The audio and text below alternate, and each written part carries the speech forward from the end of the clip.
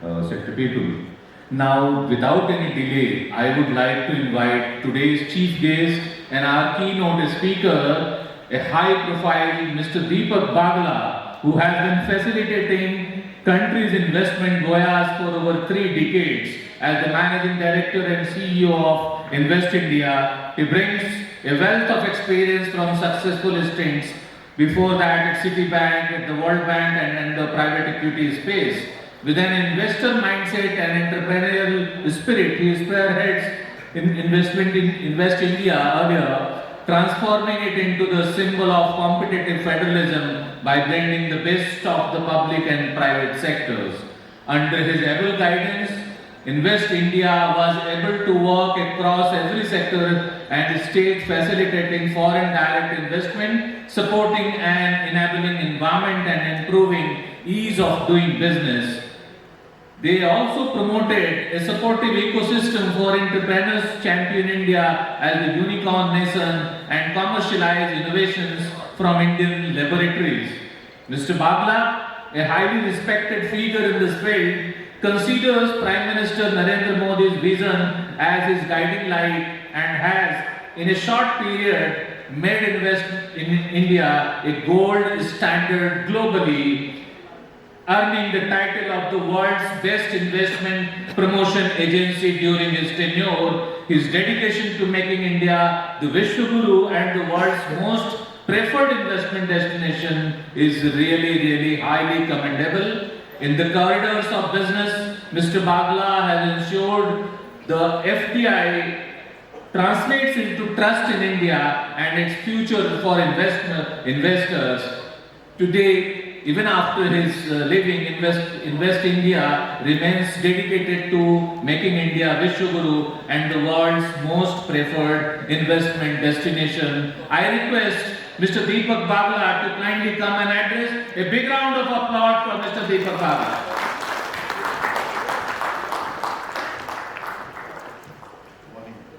That was a long introduction. I don't know how much of it was true. But Mr. Pandey, Mr. Dubey, thank you very much for getting this all together. It really makes, it's really important for what you've done for us. And officials, dignitaries, excellencies, friends, thank you for joining us this morning. We were thinking about what to speak on, and we said speak about the G20. But I thought, let's just look back only on the past 60 days. Just 60 days. Think about what has happened here. And I'll tell you why I'm asking you about 60 days. I'm not even talking about the past 3,000 days since 2014. Because I think so much has happened that no one knows about the entire capacity of what has happened. And that is where G20 helped us a lot. Because one element which I found right through my entire career with Invest India, and when we were talking in G20 to everyone, nobody knows the amazing story of the change and transformation of India. Everybody said that. And I think one of the biggest things which happened in G20, which the Prime Minister made it happen, because it went to every city of this country, was to tell the world the story of the most unprecedented transformation in human history. And in that transformation, we are at probably the most interesting and important inflection point in our history. For each one of you. Think of only the past 60 days. Actually, I'm not even making you think of the past 300 days. 300 days ago, you think any of us would have been sitting in this room without a mask? Impossible. You were all isolated away from your closest family members, sitting alone in a room, locked in. 20th March 2020. The WHO director said the future of the world will depend on how India handles this pandemic. It was the gravest experience ever any of us will ever face. And I hope our future generations won't have to do that. And yet, in the toughest time in living history, you led the world's largest food support program. You went did the world's largest vaccination program, you did the world's largest medicine support program, not just for yourself, but over 150 countries. You remember this when we started, 30th March 2020, you did not have PPEs, you did not have masks, you did not have ventilators, you did not have testing labs. You remember? And yet on the 15th of July, you were exporting masks, you were exporting ventilators to the rest of the world. You did it. You had a leadership and a Prime Minister who was resolute, with a relentless zeal to make it happen. And equally important, a resilient nation which stood together to make it happen. But you remember what the Prime Minister said at that time? The focus was not just on life. He said, I will save life and I will save livelihood. Even during that time when the entire world was locked, you were running the world's biggest water program, the world's largest sustainability program, where even during the midst of that lockdown, you got a drinking water tap to over 110 million people in that lockdown. You know the Jal Jeevan mission which the Prime Minister launched? You all remember that? And remember, getting you a water tap in your house, you may not take it for granted because you stay in the city. 200 million households of rural India do not have a drinking water tap. And tell you, it is not just fixing a tap, it is laying a pipe, it is getting storage, it is getting cleaning that water, it is recycling, it is fixing a meter. While you were locked, there was somebody digging somewhere out there, putting in that pipe, putting in that meter.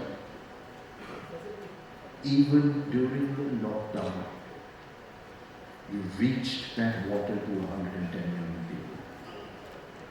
It was not just life, it was livelihood. And let me tell you the other important thing, because with growth, you need capital. You're all businessmen here. On the 20th of March 2020, when the pandemic hit us, we had just about 45 million depository accounts. 45 million depository accounts.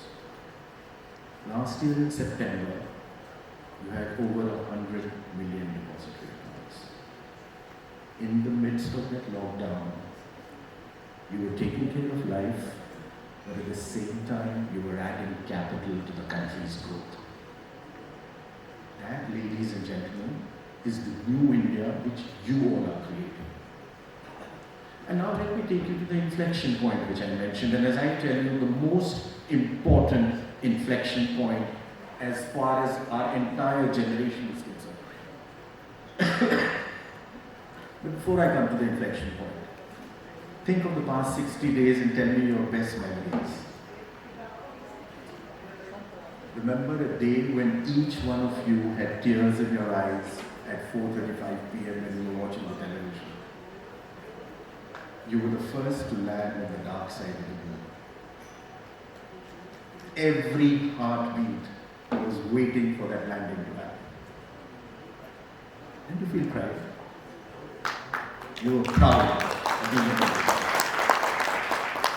And then just after that, the World Athletic Meet, I don't know many of you saw, 4x400 women's semi-final.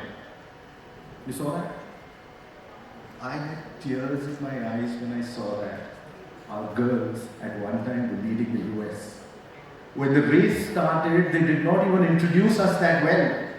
There was somebody else who was introduced, all the other five. And it was just by said that India. You were numbered 2. There was a time you were leading the US, and mind you, it's not too far away. The men did the same thing. And when the Asian Games happened, look at your medal tally. Ladies and gentlemen, this story has just begun. And when you have the top world leaders of the G20 come into your country and spend time with you, it is not a coincidence. It is not just because you managed it well. It is because today you are a force to reckon with. You had Mr. Prem Singh tell you about the startup. Let me tell you about the startup. Startup India was launched by the Prime Minister and you were there. 16th January 2016, I still remember it. He said, let's make it into a country not of job seekers but of job creators. 2016, today you are what? 2023. 7 years, 8 years. You are number 3 in the world in number of unicorns, number 2 in the world in number of startups, number 1 in the world with new startups adding every day. It is amazing. In 2019, you added a unicorn every 51 days. In 2020, you added a unicorn every 28 days. In 2021, you added a unicorn every 9 days. You added more unicorns in the third quarter of 2021 than any other country in the world. And unicorns is about solutions. When you landed on the moon, or when you landed on Mars, you did it at 10% of the cost of anybody else who did it. 10% and less. You know what your startups are about? They're not just about starting a business. Your startups are giving you solutions for your growth. And today I have startups in close to 700 of the 740 districts of India. In each and every village and district, there is somebody solving a problem which you thought could never be solved. And doing it at a price point which is less than anybody else in the world. You know what is this new India about? It is about doing more and less. That is new India. Man just told you about the MSMEs. This story has just begun. MSMEs is the heartthrob of industry. They are your supply chain. You have 64 million MSMEs. Let me put it in perspective. Entire Europe has 32 million. And the entire industrial revolution is powered by MSMEs. You have 333 million self-employed individuals. And why am I telling you that? This part of your economy is just waking up. For the first time in our history, they are being able to directly contribute with full strength to your economic growth and participate in that economic growth. And why is that happening? It is happening to my mind because of one basic idea of the Prime Minister, which to my mind is propelling you to be the next superpower. Digital India, which was launched by him on 15th July 2015. I think it is one thing which has made India one. When he started Digital India on 15th July 2015, you know, the most important thing of the new world is individuals and a nation's relationship with technology. That will define how fast you move into the new world. On that day, your global ranking was about 123 in per capita data consumption. So we all agree per capita data consumption is a very important point to show how far you will go and how fast you will grow. 15 July 2015, you were 123 in the world. February 2021, 6 years, 72 months, you were number 1 in the world. You consume more per capita mobile data than the US and China put together. Are you seeing the pace at which you are growing and the change which you are bringing? Mr. Prem Singh spoke to you about real-time transactions. 2021, and we are a young nation. 41% of the world's real-time transactions happen in India. 41%.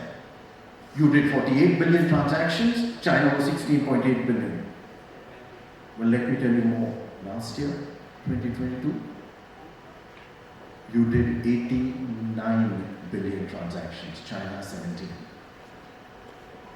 Are you seeing the lead? Are you seeing the pace at which you are changing the world? 16% of the world's growth next year will be from India, as per the IMF. 16% of the world's growth will be from India. In 1947, when we got independence, we were less than 0.05. Today you are 16%. You have a resolute leader with a relentless zeal, working day and night to make it happen. And we have each one of you. Yesterday, I was with the senior leadership of a Fortune 50 company, which has been in India for 50 years. I asked the senior management as to what do you think is the biggest change in India? They said the India we see today, every Indian has a pride of being an Indian. That is what is changing and making this nation. Let me now leave you with some statistics. Your GDP today is $3.5 trillion. Your first trillion came in 2007. You got independence in 1947, 60 years. Your second trillion came in 2014-15, that is 7 to 8 years. Your third trillion came in 2019-20, that is 5 years. Your fourth trillion will be next year. That means in the past 9 years, you've moved ahead of Russia, Italy, Brazil, France, UK, and next year ahead of Germany. And let me tell you where you're headed from this 3.5 trillion. Just let us look at this growth of all the states. The total growth of India is the average growth, total growth of the states, right? If I look at the average growth of the states of India, by the way, you have 28 states and 8 special territories, just to put it in perspective. And let's pick up a period from 2014-15 to 2019, just before we got into the pandemic. 24 of our states grew at over 10%. 24 states grew at over 10%. If I just extrapolate that for the next 9,000 years, that will add you $42 trillion. Another 12 states grew at 8 to 10%. I extrapolate that, that takes you to $9 trillion. I've just given you the average growth of the past. I'm not even telling you how fast they are moving. When you turn 100 on 15th August 2047, let's say you will have a GDP of anywhere which is $50 to $55 trillion. The global GDP at that time is going to be about $200 to $220 trillion. Remember the circle of life? In 1750, 25% of the world's GDP was you. On 15th August 2047, 25% of the world's GDP will be you. And on that day, 20% of the world's human resource will be in India. 21% of the world's workforce will be in India. 21% of the world's middle class will be in India. That, ladies and gentlemen, is your new India. So congratulations, and it's time to pull up your socks and work towards it. Thank you.